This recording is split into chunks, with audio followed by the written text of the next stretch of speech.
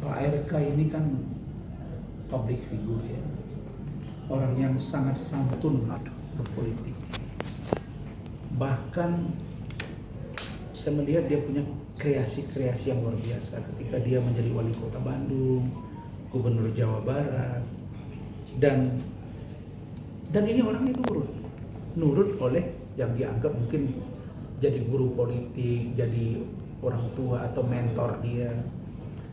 Kalau dia kemarin tidak maju di DKI Jakarta, maju di Jawa Barat periode kedua, mohon maaf, sulit Kang Deddy Mulyadi ngalahin dia. Tapi karena dia orangnya nurut, mau ke Jakarta, sampai di sini berhadapan dengan Pak Pramono dengan Rano, dan akhirnya dia kalah. Lalu kemudian masih ada desakan untuk melakukan gugatan ke MK. Dengan sukarela dia mengatakan tidak usah, dia menerima. Padahal dia dia juga nggak macam-macam, nggak kepingin jadi menteri juga. Jadi kalau yang saya lihat bahwa tiba-tiba digeledah rumahnya, terungkap kasus BJB, Bank Jabar Banten, Jabar dan Banten. Kemudian muncul di media rumah beliau, beberapa mobil, dan ada sebutan uang 70M. Berapa hari kemudian dia klarifikasi uang itu bukan dari rumah saya, tapi orang terbangun image ke sana. Nah, lalu kemudian ini belum clear, masuklah CLM ini. Saya melihat ada bahasa yang datang ke saya bahwa mengatakan, oh ini mungkin RK ini dihabisi karena ini pesaing Pilpres 2029. Saya lihat nggak ada arahnya ke sana, nggak ada. Kalau dia ingin maju di situ, sejatinya dari awal udah kelihatan itu dia. Ketika dia maju di wakil ketua umum Golkar, dia masuk wakil ketua umum Golkar oleh Pak Erlangga waktu itu. Kemudian nggak kelihatan tuh dia berkampanye serius untuk pemenangan Prabowo Gibran. Dia ikut kampanye, tidak ada melakukan perlawanan apa-apa. Malah yang agak kelihatan melawan itu ya justru calon gubernur Banten, Ratu Atut itu, si Khairin.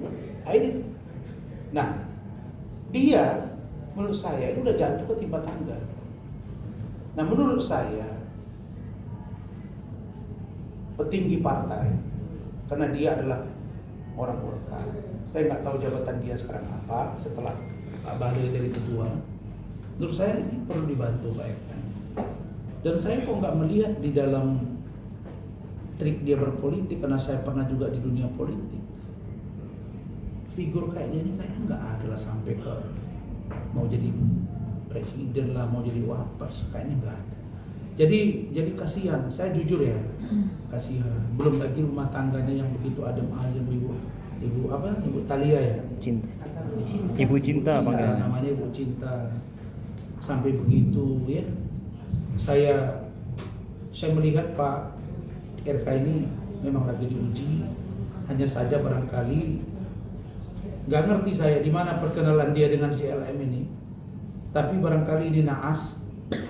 Karena itu ya kalau sudah Pak RK sudah mengatakan itu bukan anaknya, kemudian sudah ada penyelesaian sejak tahun 2014 kalau saya nggak salah, dia melakukannya, udah laporkan aja secara hukum, nggak usah tunggu-tunggu lagi, orang anak ini memang mancing kok.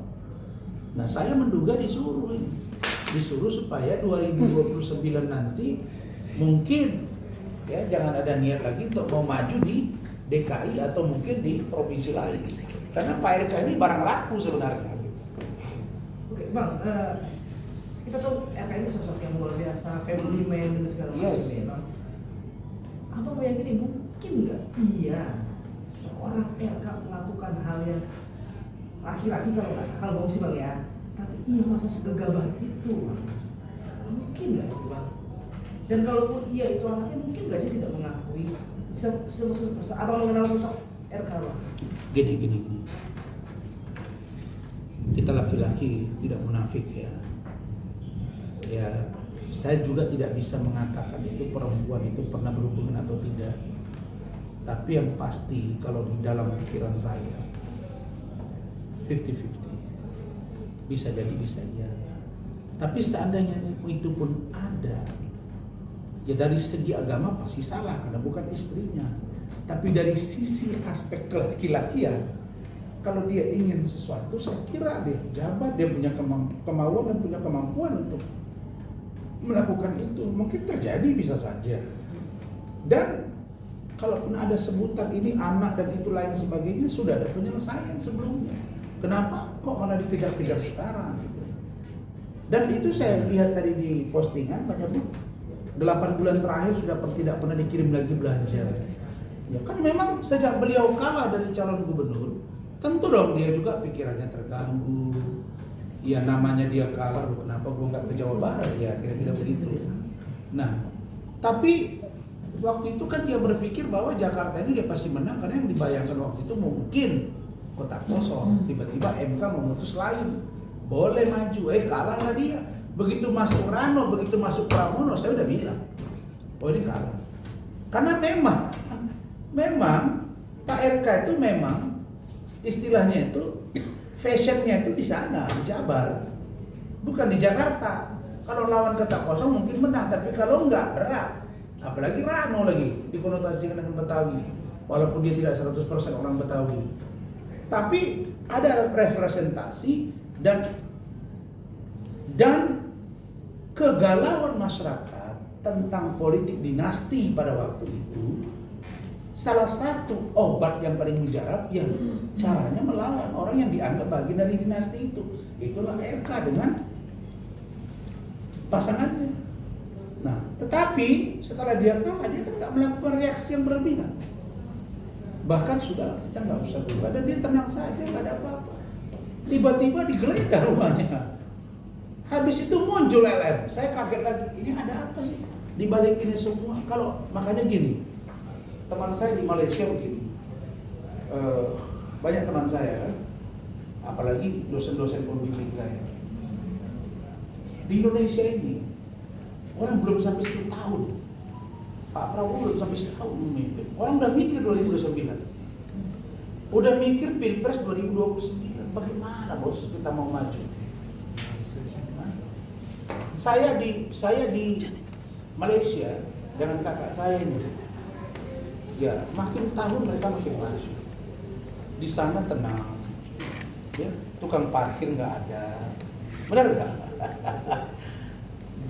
Angkot-angkot nggak begitu, tertib. Ya. Kapan sih kita bisa selesai? Jadi saya kira begini, Pak RK, saran saya maju terus, ambil laporan hukum, tindakan hukum, dan harus bergerak. Kalau diam, maka orang akan berpikir ini benar.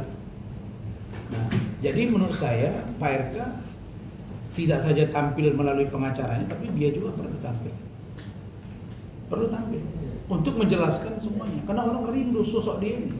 Tidak boleh dengan postingan dia berdua dengan istrinya yang memposting dia, enggak. Ini perlu bicara. Ini loh fakta yang sebenarnya. Udah. Kalaupun ada sesuatu, emang kenapa? Kalau memang terjadi sesuatu antara dia dengan LM, kenapa emang? Ya kalau memang itu bukan istrinya, dosa. Kalau memang itu anak dia, ya sudah akui. Ya kalau memang itu tidak anak, ya udah tes DNA. Nah, kalau nggak perintah pengadilan, yang kemauan sendiri, kan harus melalui perintah pengadilan. Nah, tapi kalau mau sama mau kan boleh. Mau kok kedua belah pihak. Tapi kalau satu pihak nggak mau, ya nggak jadi. Mau ada tes. Nah, tapi menurut saya, sepenting apa sih kasus ini sampai heboh begini?